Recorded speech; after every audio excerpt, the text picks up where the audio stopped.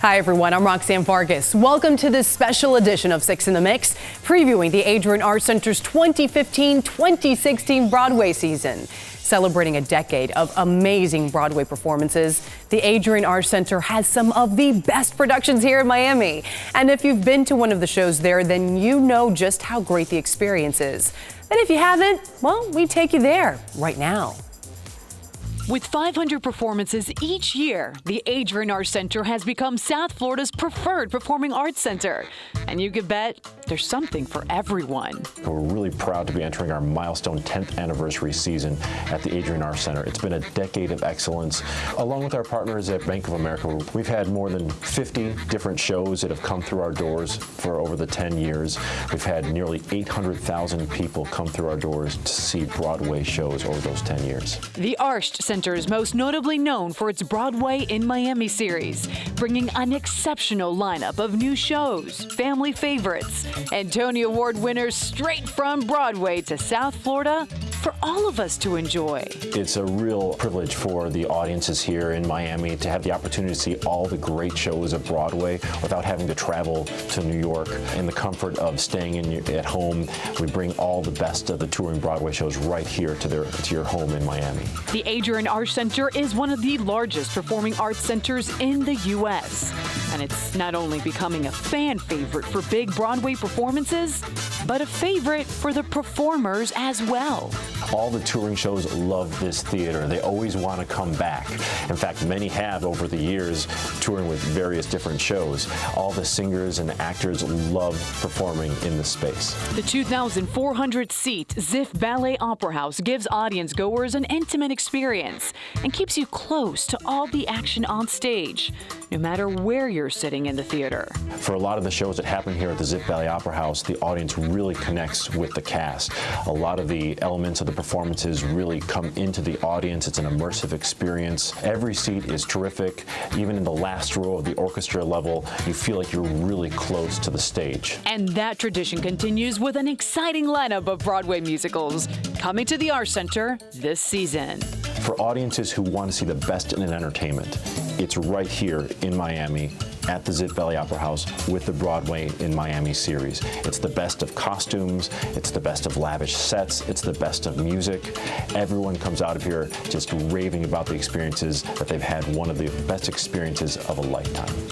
And if you would like to learn more about the Adrienne Arsht Center, log on to arshtcenter.org, where you can purchase tickets, pick your seats, and view upcoming performances. Kinky Boots. It's about a drag queen who comes to the rescue when a man inherits his father's shoe factory on the brink of bankruptcy. But could the idea of making different footwear save his company? Inspired by true events, Kinky Boots tells the story about Charlie Price, who inherits his father's failing shoe factory and is looking for a way to save the family business. No one was buying their shoes anymore. He goes to town, to London, to try and pawn them off the back orders on a friend, and he rescues a woman in the alleyway who's in distress. Charlie meets this new fashionable person who is a cabaret star named Lola, who gives him an outrageous idea that could help save the company and change both their futures. In the culmination of a couple of days, he comes back to the factory and asks her to join him in making a kinky boot.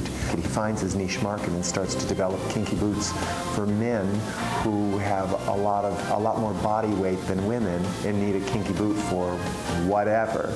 As the duo works to produce these boots, it's also giving the factory workers new hope. And this unlikely pair finds that they may have more in common than they originally thought. The story is really about two guys who meet, who couldn't be from further ends of the spectrum, and realize that they both were failures in their father's eyes. And by coming together and succeeding at making something, they find out who they are, what they believe in, and what they stand for. And so they help each other become men. The two men discovering that when you change your mind about someone, you can change the whole world. This cheerful story about finding friendship, inspiration, and passion where you least expect it will raise your spirits, too. Then you have this heartbreaking ballad in the first act where Charlie and Lola are in the bathroom talking about how they both feel like failures, and they come to realize that they're not their father's son. And it's a beautiful ballad about realizing everyone wants to live up to the expectations of their father, but sometimes those are impossible. You have to find a way to be who you are on your own. Based on the 2005 film with the same name, this show features the book by Tony Award-winning theater legend Harvey Fierstein. But it was his brother who made the suggestion of using Cyndi Lauper for the score. We work, we write it, we do presentation. We went to Chicago and tried it out of town. Cyn was with me the whole time. And in Chicago, we were having trouble with one song, and I asked her to write a new song. She wrote it for me. I put it into the show that night. But up until the opening night on Broadway, we were sewn at the hip because we were, writing a brand new Broadway musical. And you become very, very close. And when the show is successful, you're in each other's lives a lot. Listen to what Jerry did to prepare for this production. It's important and integral to the storytelling, that truth. So I went and hung out in the shoe factories in Northampton and learned how to make a man's shoe from scratch. It's a craft that I have a new respect for, and the people who do that and have done it their entire lives, families and generations. That idea of saving a factory, saving someone's job because they're of value is something that a lot of people in America are really responding to when they see the show. Kinky Boots is the winner of 6 Tony Awards in 2013 and has 13 nominations, including Best Musical and Best Score. Cyndi Lauper also became the first female solo songwriter to win a Tony. Hear the pop icon score December 8th through December 13th at the Adrienne Arsht Center. Coming up, we chat with the president of RODGERS and HAMMERSTEIN about the 50th anniversary of The Sound of Music and how it's shaping the future for other musicals. And it was the soundtrack for our country during a difficult time in history. Find out how Motown was able to bring us all closer and fill our hearts with hope. Plus, hear how the Phantom of the Opera is changing with the times and creating an even better journey for you while experiencing this phenomenal performance. And learn more about these great shows by logging on to ArshTCenter.org, where you can also purchase your tickets, select your seats, and plan your visit. Stay connected with the Adrienne Arsht Center and tell them which shows you're excited to see. Plus, get the behind-the-scenes scoop on all your favorite shows when you follow them on Instagram and Twitter. Just search at Arsht Center.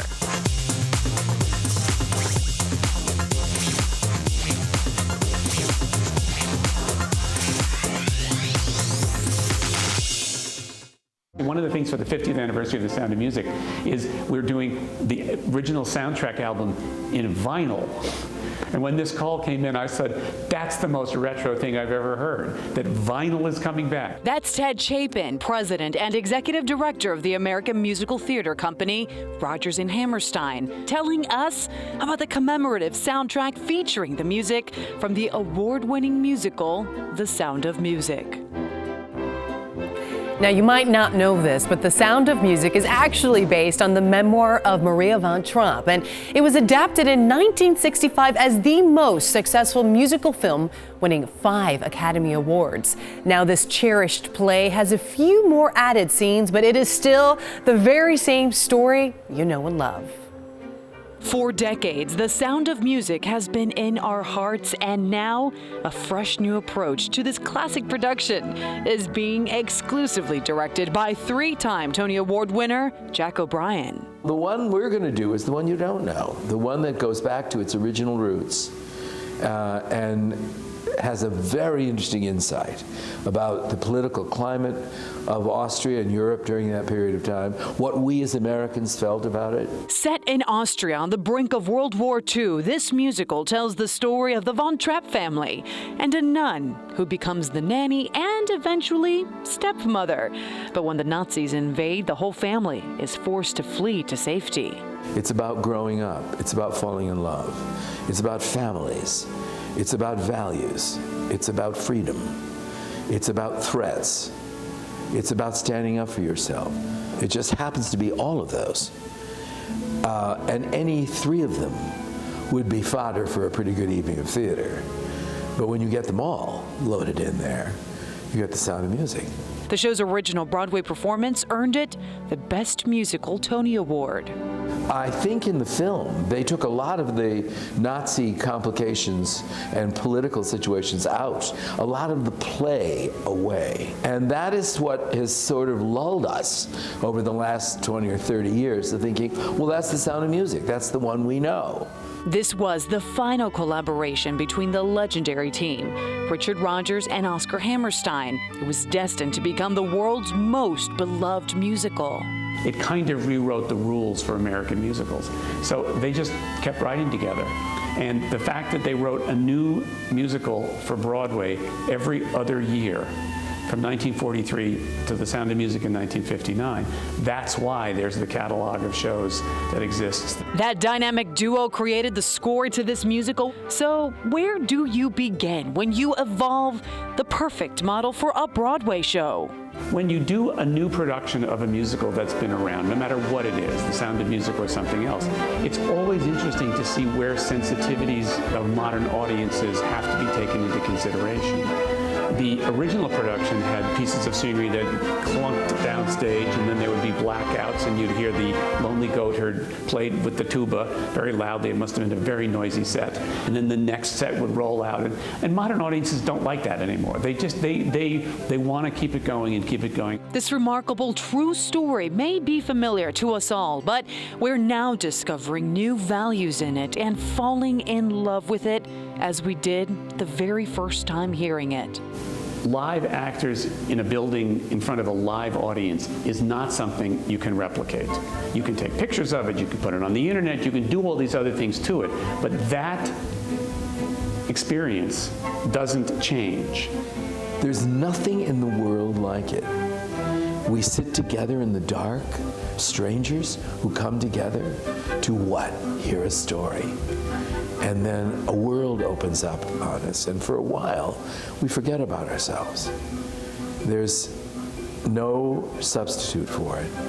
And when you have a canvas as rich as The Sound of Music, you realize that's what it's for. Except no substitutions, folks, when it comes to live theater. Experience The Sound of Music at the Adrienne Arsht Center December 29th through January 3rd. If you log on now to NBC6.com with your mobile device, you'll hear what it was like for Ted to work with the producers who created Lady Gaga's Sound of Music performance at the Oscars. Coming up, he launched the careers of Diana Ross, Michael Jackson, Marvin Gaye, and more.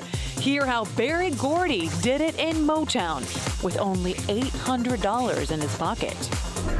Plus, we find out what it takes to light a scene in a Broadway musical from the lighting designer for Cabaret.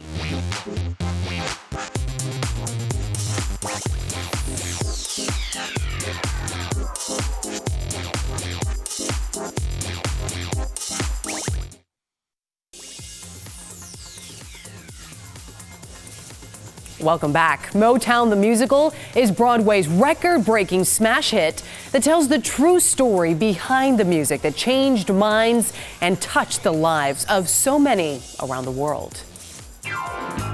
This one-of-a-kind sound that hit the airwaves in the late 1950s. It changed our culture forever. This inspiring musical follows Motown founder Berry Gordy's incredible journey from featherweight boxer to heavyweight music executive. People learn a lot from this. They learn how hard it was. He got $800 of a loan from his family to start the company. It was supposed to be $1,000, and he got $800, and he made it work. You know, it really is an American dream. It's not a riches to riches story. Black people did not see themselves on TV the way that they had until Motown Records and the Supremes, the Temptations, Smokey Robinson and the Miracles, Stevie Wonder. I mean, we had such a big influence on music across America, and it wasn't just our music, it was everybody's music. Berry launched the careers of Diana Ross, Michael Jackson, Stevie Wonder, Smokey Robinson, Marvin Gaye, and so many more.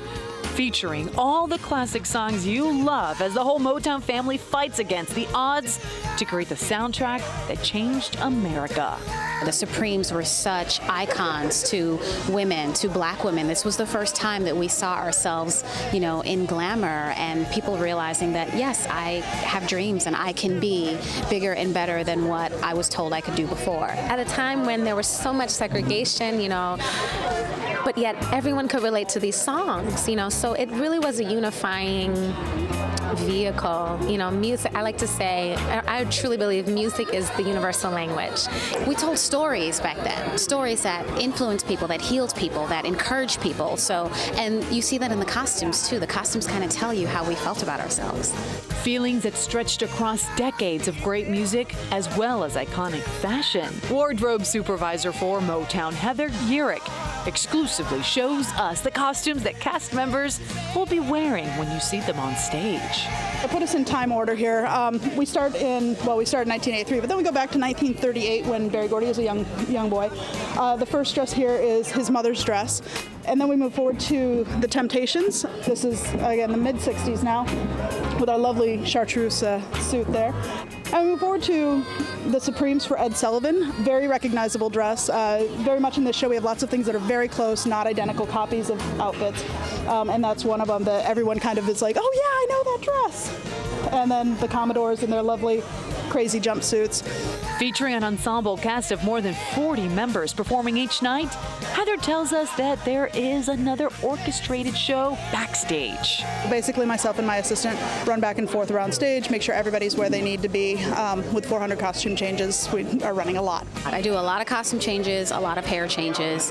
There's a show on stage, but there's a huge show going on backstage. We have our different tracks or patterns, and there are a lot of people helping us. Otherwise, we wouldn't make our costume changes into the next scene. Everything's labeled. Everything has the actor's number, the actor's name, as well as the scene that they get used in. Featuring 60 of the greatest hits from the Motown music catalog, this dazzling display of music and dance will please fans of all ages. Hear them live on stage in Motown the Musical, February 2nd through the 7th at the Adrienne Arsht Center. For over 25 years, The Phantom of the Opera has been the Broadway musical all other shows are measured up against. And now this timeless story and unforgettable score is making a stop here in South Florida. Broadway's longest-running hit musical follows a scarred composer. He lives in the basement of the Paris Opera House. He's shut off from the outside world. But this lonely and romantic man creates beautiful music for a young soprano that he falls in love with. Something happens with the sound of her voice that connects him to her in a way that is unexplainable. It's like she soothes and heals him. And as a result of that, he goes about sort of making her a project and increasing the genius of her voice. And as a result, he falls in love with her. The Phantom helps boost this star's fame through his opera. And now a handsome friend from Christine's past enters the picture, which creates havoc for all.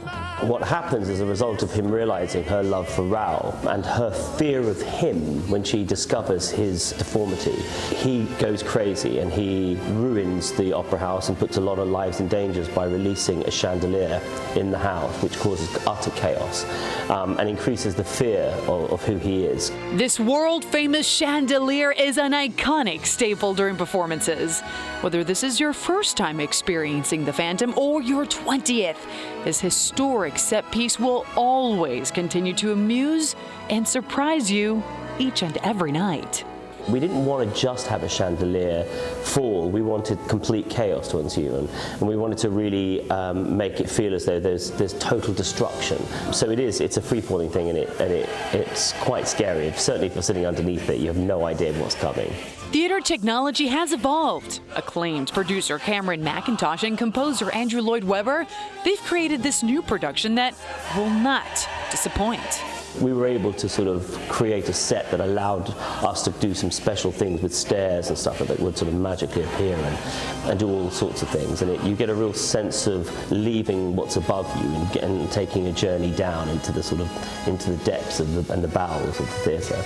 Both romantic and scary, The Phantom of the Opera is a thrilling night of theater with simple yet grand sets and gorgeous costumes. That mask is on every billboard that you'll ever see it all around the world, and it's certainly become the identity of what Phantom of the Opera represents.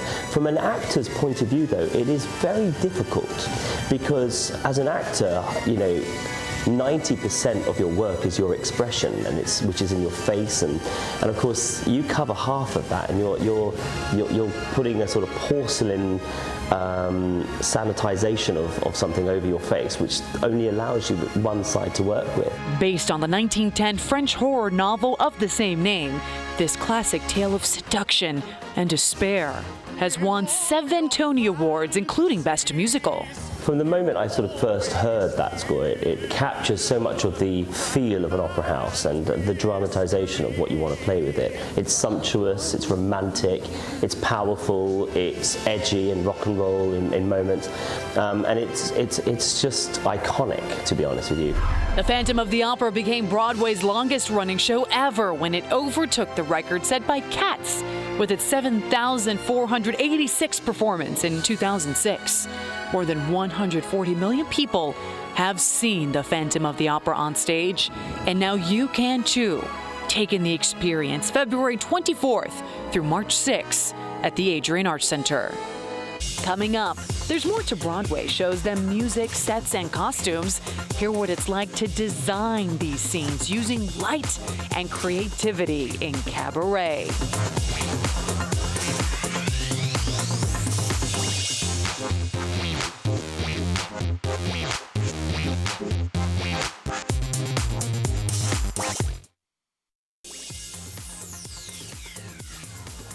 Welcome to the Cabaret. Set in 1930s Berlin, Cabaret tells the story about a young English performer who becomes romantically involved with an American writer. The journey begins at the brink of World War II as the Nazis are rising to power, and a sleazy nightclub called Kit Kat Club serves as a place for sinister politics. What makes this one of the great American musicals is the emotional journey that it takes you on. When you get to the end, you didn't think you were ever going to get to that place. And I think that's what's exciting. Based on a book written by Christopher Isherwood, the 1966 Broadway show inspired numerous productions in London and in New York City, as well as a 1972 film with the same name, starring none other than Liza Minnelli. The film sort of goes away a little bit from it, but what's great about this is the Sam Mendes, Rob Marshall version of Cabaret. And my understanding is this is the only place that you can see it. Theater fans will experience an evening filled with beautiful costumes, memorable songs, and sights from a creative lighting team that was nominated for a Tony Award. I know it's a total cliche to say, but it is amazing just to get nominated. It's super nice to have that kind of recognition from your peers and stuff like that. And you toil away and you toil away, and it's just nice once in a while when somebody says, hey, what you did was kind of cool. Mike Baldessari designed the lighting for Cabaret and tells us how he created the atmosphere for the actors in one of the scenes.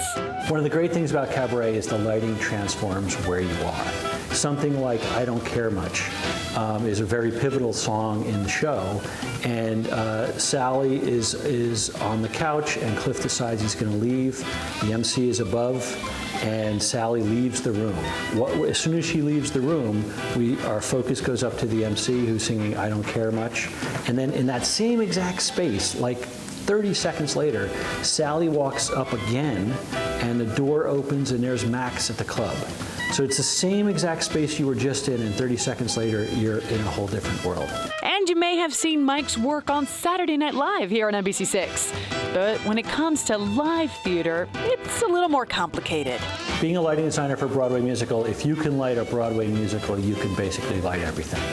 And I've done television and I've done films, but the real penultimate challenge is really lighting a Broadway musical. Cabaret, the musical, first started its production in 1966 in Boston as a tryout. Since then, it's won 3 Tony Awards. You can catch Cabaret at the Adrienne Arsht Center, April 12th through the 17th. Thank you so much for joining us on this special edition of 6 in the Mix, previewing the 2015-2016 Broadway season at the Adrienne Arsht Center. Remember, you can purchase your tickets to these amazing shows by visiting arshtcenter.org. I'm Roxanne Vargas. We'll see you there at the show.